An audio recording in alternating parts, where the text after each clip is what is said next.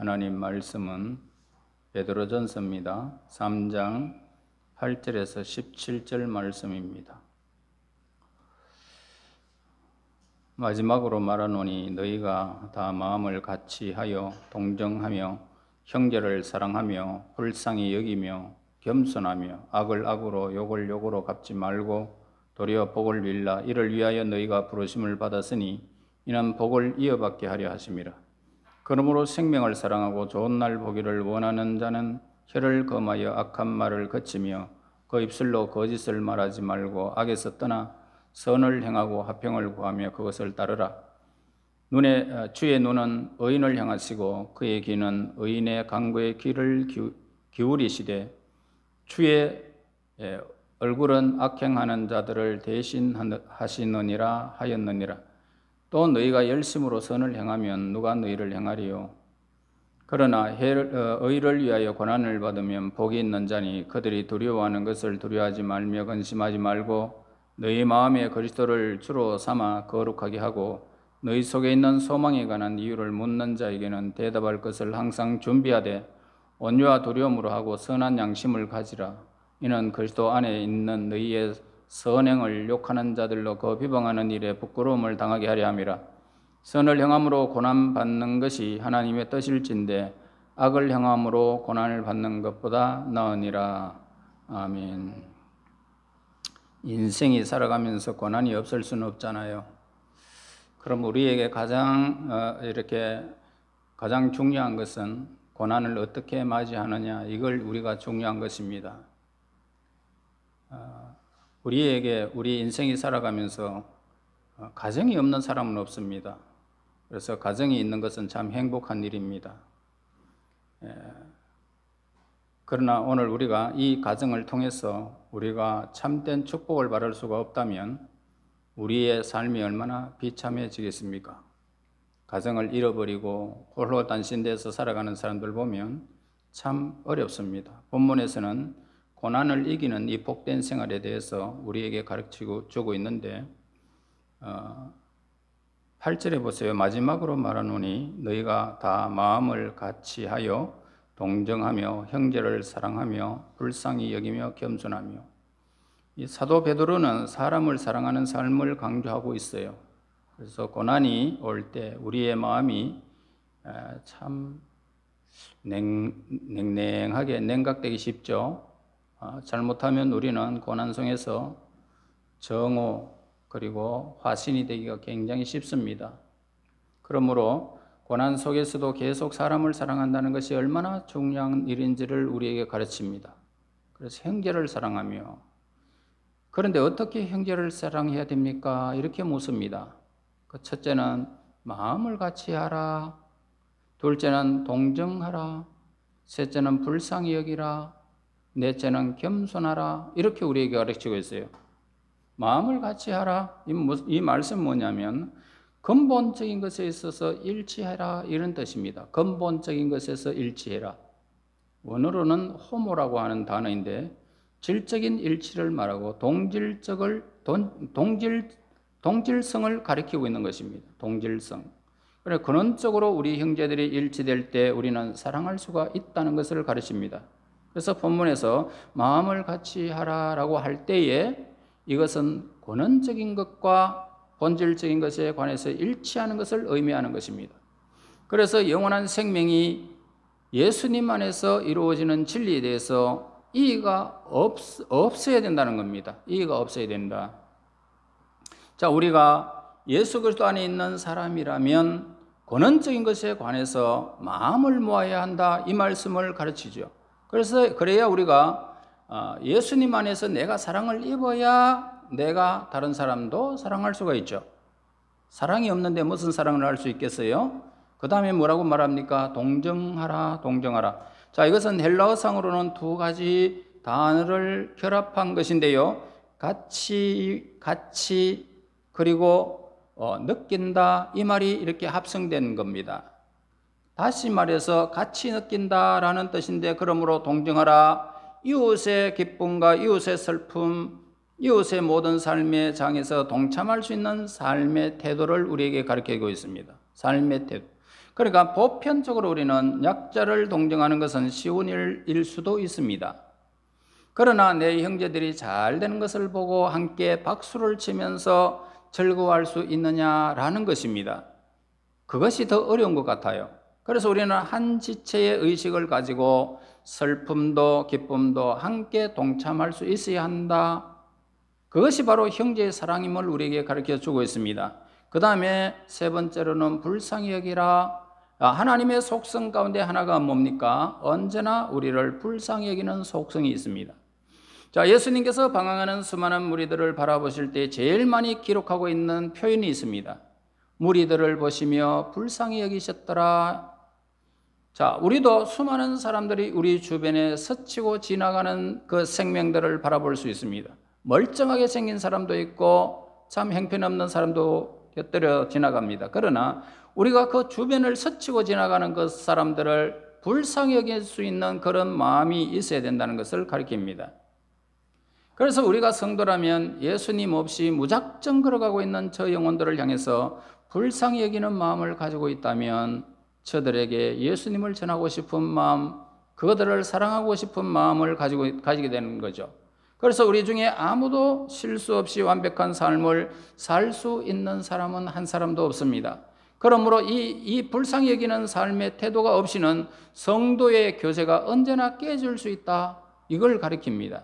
그러므로 불쌍히 여기는 마음은 너무나 중요한 것임을 가르치죠.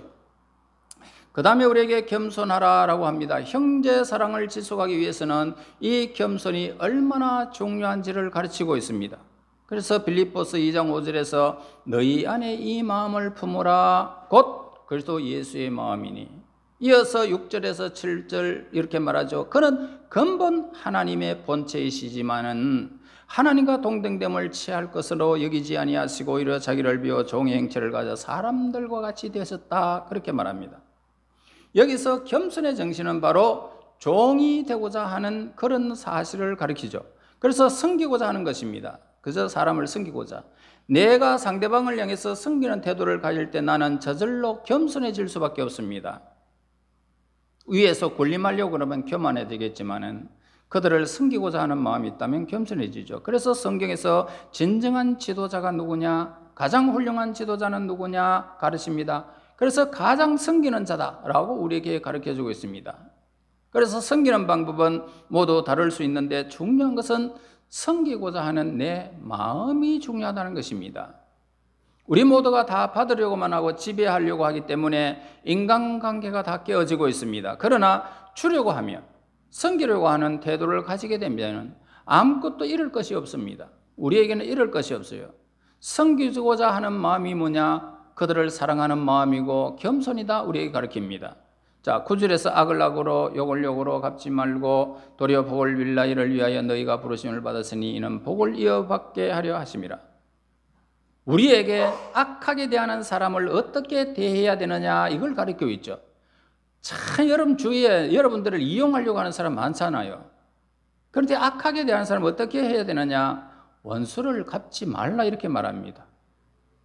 그래서 로마서 12장에 가면은 19절에서 원수 갚는 것이 내게 있으니 예수님께서 갚으시겠다고 말씀하고 계십니다. 그래서 우리가 스스로 원수 갚으려고 하는 것은 예수님께 대한 월권 행위를 우리가 하게 된다는 것입니다. 그 다음에 원수가 행하는 일을 잊어야 된다. 그러니까 그 전에는 내가 이렇게 악함을 내가 당했는데 잊을 수가 없다는 겁니다. 그런데 잊으라 우리에게 가르쳐 주죠. 정말 우리가 상대방의 용서한다면 모든 것을 잊어야 한다 이렇게 가르칩니다. 우리 참 잊기가 쉽지 않습니다. 하나님이 우리를 용서하신다라고 선언하셨을 때에 그때 바로 예수님 안에서 우리는 모든 허물을 태어날 때부터 우리가 이 세상 하직하는 순간까지 죄를 몽땅 용서해 주신 것입니다. 생각도 하지 않습니다. 옛날에 지었던 죄들을 우리 하나님은 우리에게는 생각도 하지 않습니다. 아예 덜추지도 않습니다. 우리의 용서를 바로 이런 용서를 우리에게 가르쳐주고 있습니다. 그 다음에 원수를 위해서 복을 빌어라. 자, 이 부분이 제일 어렵습니다. 그지요? 나에게 선물을 주고 밥 한 그릇이라도 사주면은 그 사람을 잊을 수가 없는데, 예? 그런데 원수를 위해서 복을 빌려고 그러니까 기가 차잖아요. 그러니까 일단 우리는 이러한 사람들을 위해서 뭘 해야 된다? 기도부터 시작해라는 겁니다. 그리고 기도로서 그 사람을 축복하라는 것입니다. 그러면 내 마음의 상처가 깜짝같이 치료되는 역사가 일어나는 것을 우리에게 가르칩니다. 그러나 상대방을 계속 정죄하고 미워하면 점점 나의 모습이 비참해지는 자기 자신을 발견하게 된다는 것입니다. 그러므로 그 사람을 생각하면 가슴이 막 떨립니다. 그 지나간 생각들을 하게 되면 가슴이 떨리고 밥맛도 없어집니다. 생각조차 하기 싫습니다. 그러므로 나 자신을 위해서도 상대방을 용서해버리고 그리고 생각지도 않고 축복하는 것입니다. 그러면은 미워하는 것보다 훨씬 아름다운 생활을 내가 할 수가 있다는 것을 우리에게 가르쳐주고 있습니다. 자, 10절에 그러므로 자, 이렇게 축복하게 되면 그러므로 생명을 사랑하고 좋은 날 보기를 원하는 자는 혀를 금하여 악한 말을 거치며 그 입술로 거짓을 말하지 말고, 여기서 생명이라는 것은 뭡니까? 생명. 다시 말해서 그 한 영혼을 사랑하라, 이런 의미를 가리키는 것이 결코 아니죠. 자, 우리 인생을 사랑하라는 의미입니다.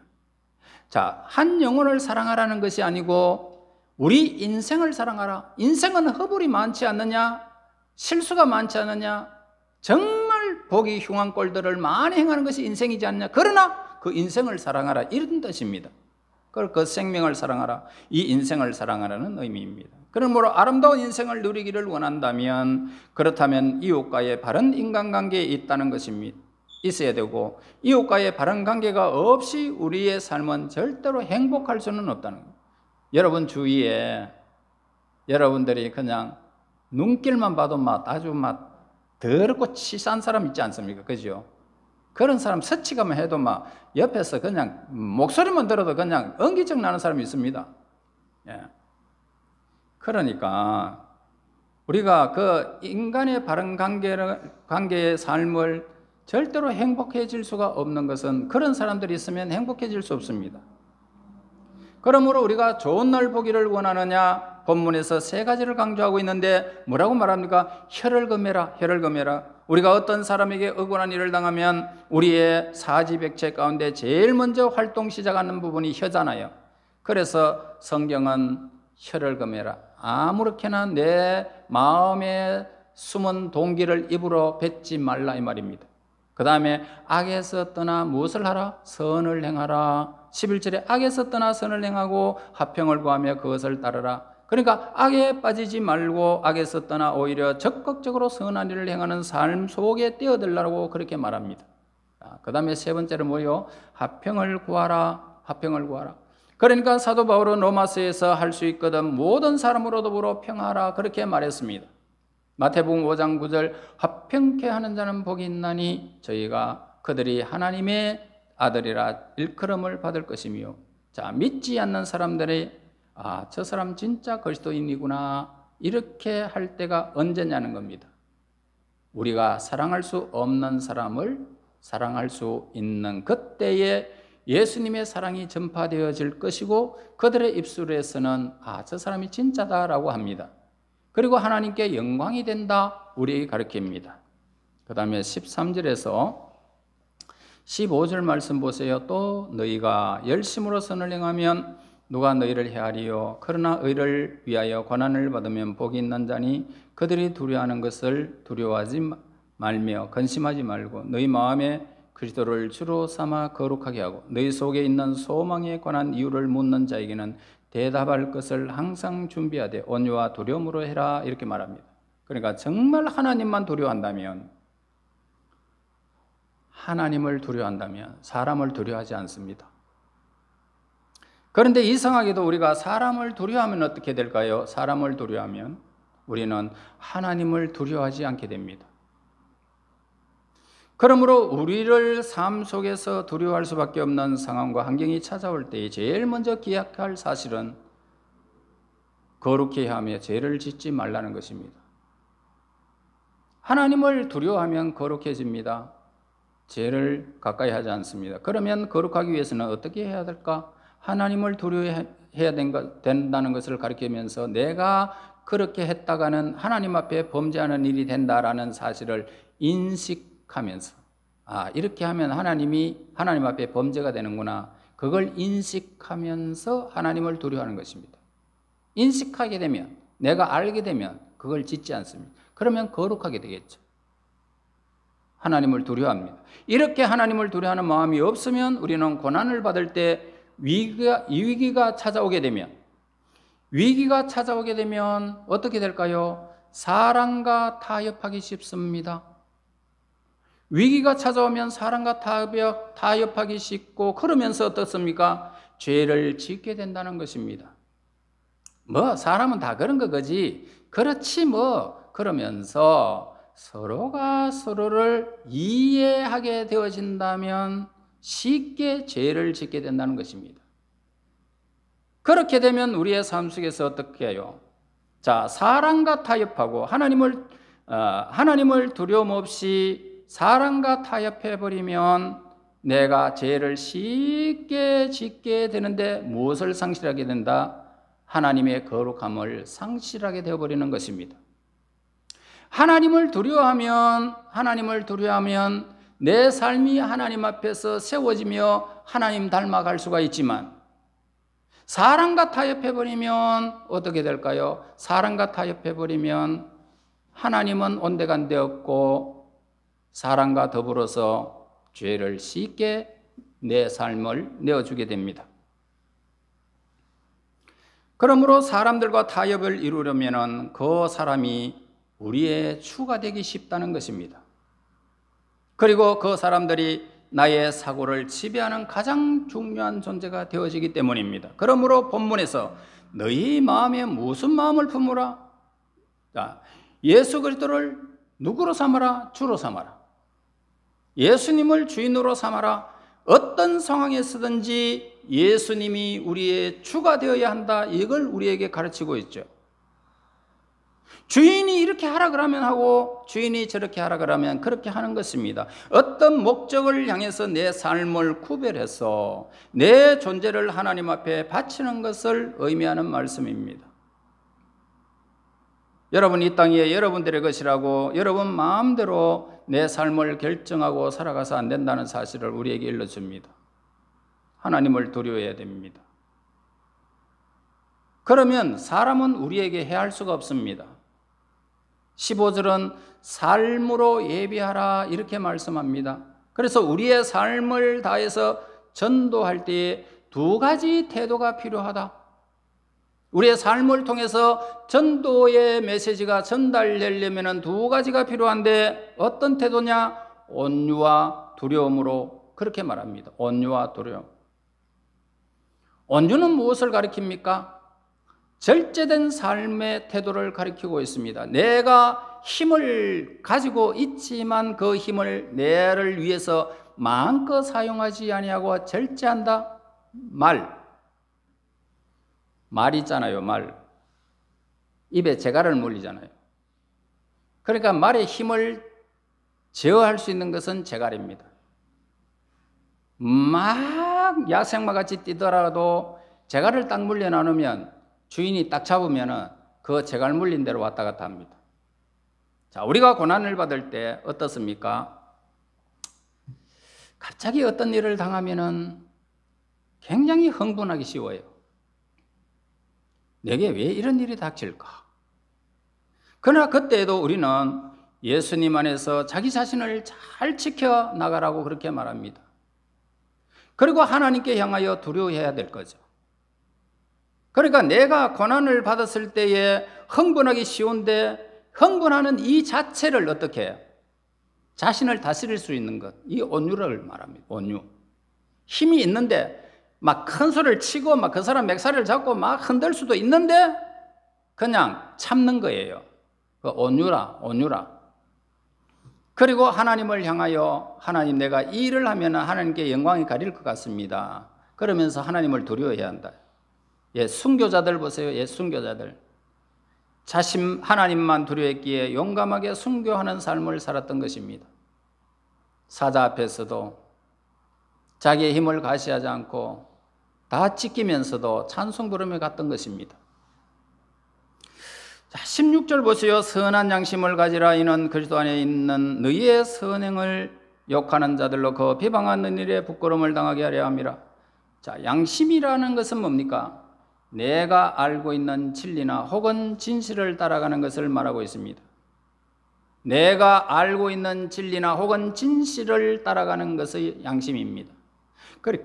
그러니까 내 양심이 맑으면 내 영혼의 창이 맑아지는 것입니다. 그래서 이 맑은 창을 통해서 하나님의 진리의 빛이 우리에게 쏟아져 들어오는 것입니다. 그래서 믿음 다음으로 중요한 것이 있다면 우리의 양심이다. 양심이 맑아야 되겠죠. 그래서 믿음은 나와 하나님 사이의 관계를 확고하게 맺어주는 것을 말하고 있습니다. 그리고 양심은 뭡니까? 그 믿음을 가지고 살아가는 우리의 삶을 윤택하게 만들어주는 것이 양심입니다. 믿음이 있으면 양심이 맑아지겠죠. 양심이 맑아지면 우리의 삶을 윤택하게 만들어버리는 것입니다.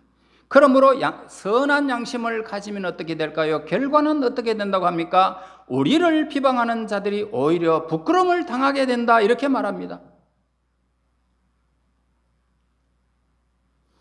자, 17절에 선한 양심을 가지라. 이는 그리스도 안에 있는 너희의 선행을 욕하는 자들로 그 비방하는 일에 부끄러움을 당하게 하려 함이라. 성경에 분명히 가르치고 있죠. 우리의 양심을 계속 유지하기 위한 세 가지 비결을 우리에게 가르쳐 주는데, 첫째 뭐냐? 죄가 들어오면 적극적으로 죄를 토하여 버려라. 죄를 자백해야 우리의 양심이 이렇게 보호를 받을 수 있다는 것입니다. 그리고 자신을 돌아보게 되겠죠. 그러나 한 번, 두 번 자백하는 것을 잊어버리고 그 시간이 점점 길어진다면 나중에는 죄를 범하면서도 담담해지는 것입니다. 이게 죄인지 아닌지도 모른단 말이에요. 그러고 배짱 좋게 죄를 범하게 되는 거죠. 그렇게 되면 화인맞은 인생이 되어버립니다. 그 다음에 두 번째로 뭐냐? 성경과 진리의 말씀으로 무장해라. 자, 죄가 들어오면 완전히 그냥 몰아내버리고 그 다음에 진리와 성경의 말씀으로 무장해라. 우리의 양심은 이 하나님의 거룩한 진리의 말씀에 근거하고 있기 때문입니다.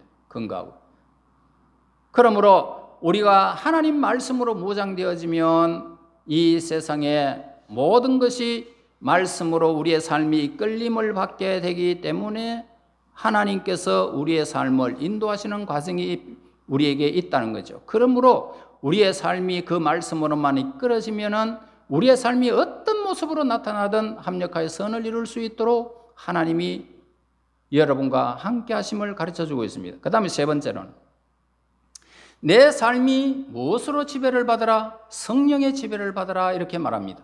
그러니까 우리가 성령 충만하게 되면 성령님이 우리 양심을 어떻게 합니까? 민감하게 만들어버립니다.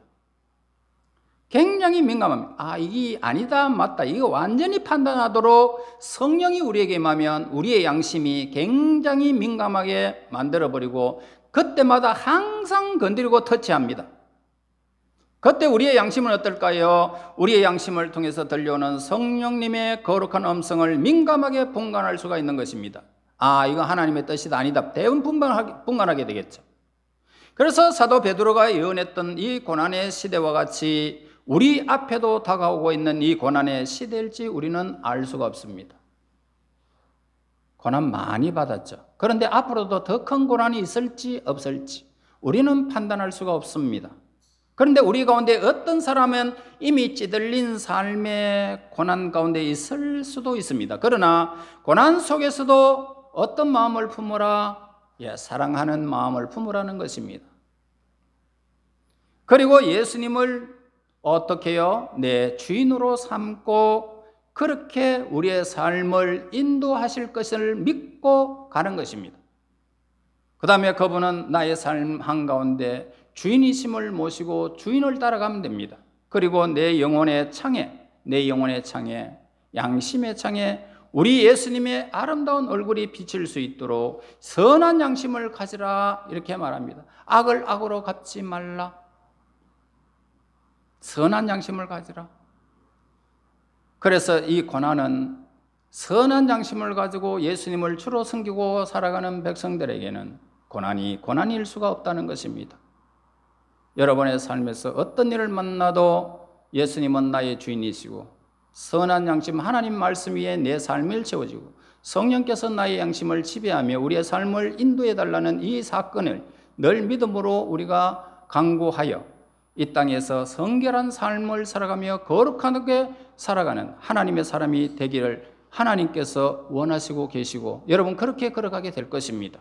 오늘도 이 선한 양심을 가지시고 고난을 이기는 신실한 성도들이 되시기를 예수님 이름으로 축원합니다. 하나님 은혜를 감사합니다.